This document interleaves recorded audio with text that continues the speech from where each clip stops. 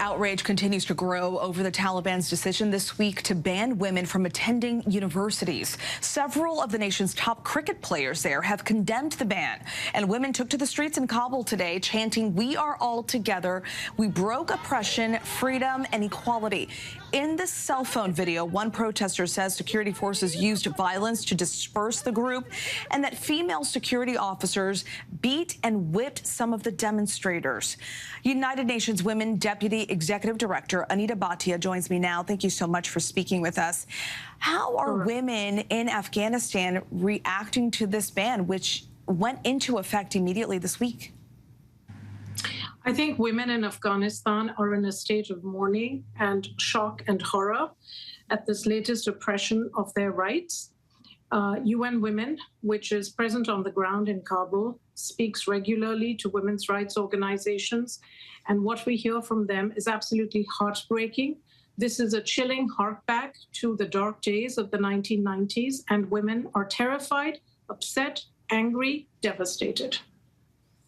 As they should be. Since the end of the previous Taliban rule 2 decades ago, Afghan women have worked so hard to regain their freedoms and build their role in society. It seems as though this is all being torn away now. Is there a sense of desperation from the women that you're speaking with that are there? There is an absolute sense of desperation and a sense that they are being erased from public life and public visibility. There have been a series of violations of women's rights since the Taliban came to power. None of the early promises of the Taliban to allow women to attend school, to participate in public life have been kept. In fact, repression of women's rights is getting worse, not better. Women aren't allowed, in addition to not being able to go to school, now not being able to go to university, they're not allowed to go to public parks, they're not allowed to go to gyms. So women really feel as if there is no end in sight to the continuous oppression of their rights. It's as if the Taliban wake up every morning and say, well, what new way can we find to oppress women's rights? Their basic rights are being stripped away. What message is that sending to society there?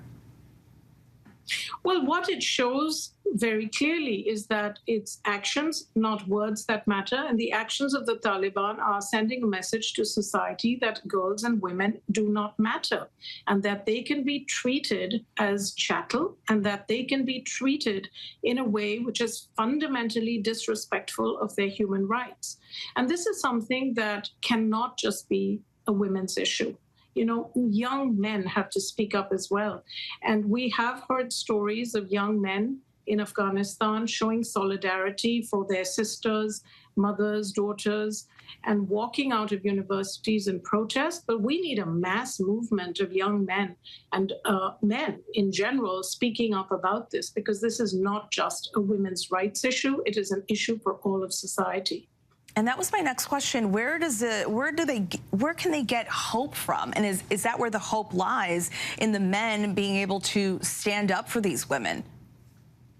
I mean, hope seems a very distant dream for women in Afghanistan today. I will tell you that. There are huge issues with mental health, depression, suicide rates are going up in places because they just don't see a way out. Remember that a lot of women in Afghanistan are very well educated, well-trained. There are doctors, nurses, teachers, people in public service, and they are finding that their opportunities are being stripped away. They're finding that their daughters' and sisters' opportunities are being stripped away. So this has tremendous impacts on their mental health as well.